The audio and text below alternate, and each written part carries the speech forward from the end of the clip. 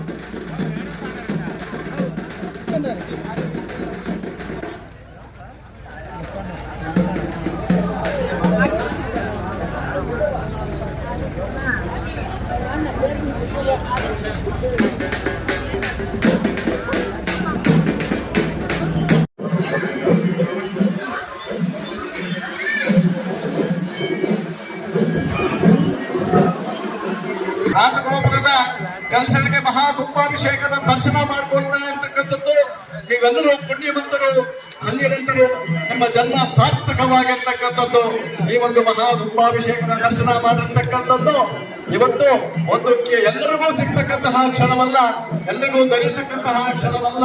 ನೀವೆಲ್ಲರೂ ಪುಣ್ಯ ಮಾಡಿದ್ದೀರಿ. ಈ ಒಂದು ಕಾರ್ಯಕ್ರಮವನ್ನ ವೀಕ್ಷಿಸಬೇಕು, ಜನ್ಮ ಸಾರ್ಥಕ ಮಾಡಿಕೊಳ್ಬೇಕು ಅಂತ ಕೇಳ್ಕೊಳ್ತೇನೆ.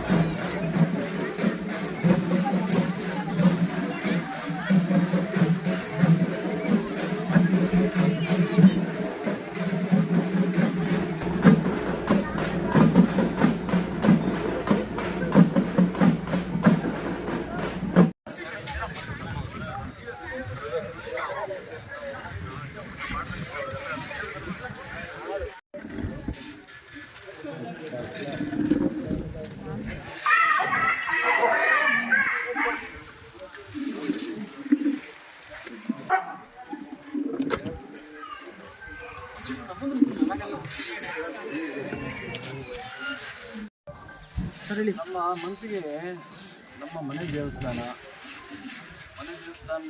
ಸ್ವಲ್ಪ ಏನೋ ಇಂಪ್ರೂವ್ಮೆಂಟ್ ಏನು ಕಾಣಲಿಲ್ಲ. ಆ ಕಾರಣದಿಂದ ಒಂದು ದಿವಸ ಬಂದು ನಾನು ನಮ್ಮ ಮಂದಿರ ಬಂದು ಒಂದು ದಿವಸ ದೇವಸ್ಥಾನದ ಯೋಚನೆ ಮಾಡಿದ್ವಿ.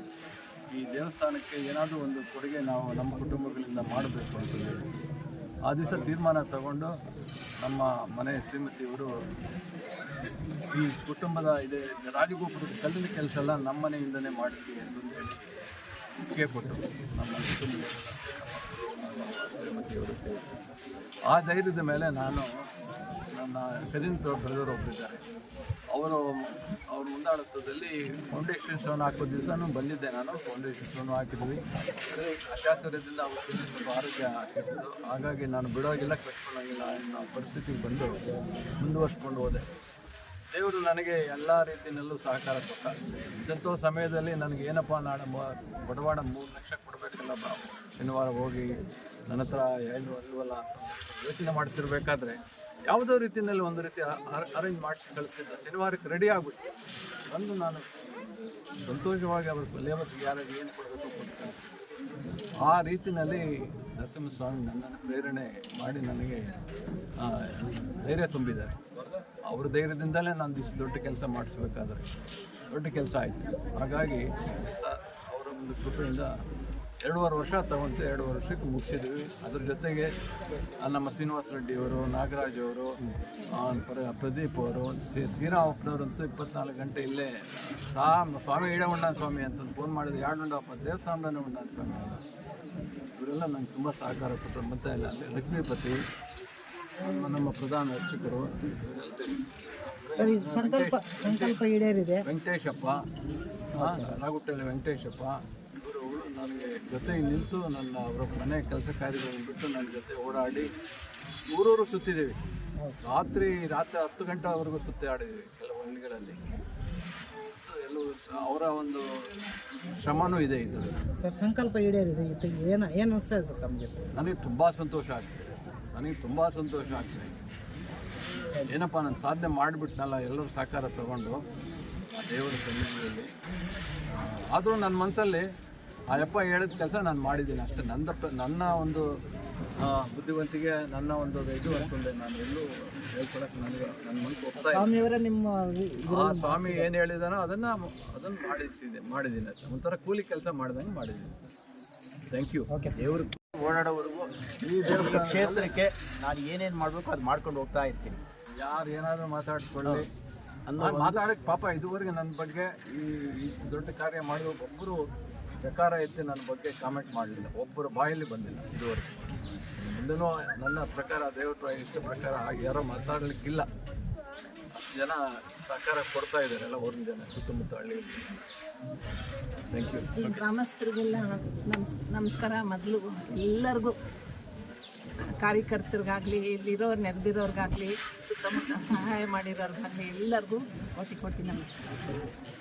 ನಮ್ಮ ಇನ್ನು ಮುಂದೆ ಬೇಕಾದಷ್ಟು ಕಾರ್ಯಗಳು ಮಾಡೋದಿದೆ. ಹೀಗೆ ಎಲ್ಲರೂ ಸಹಕಾರ ಮಾಡ್ತಾ ಇರಲಿ. ಇನ್ನು ಮುಂದೆ ತುಂಬ ಕೆಲಸ ಮಾಡಬೇಕು ಅಂತ ಆಸೆ ಇದೆ. ನಮಗೂ ತುಂಬ ತೃಪ್ತಿ ಇದೆ. ಎಲ್ಲರೂ ಒಂದು ಆಯ್ತು.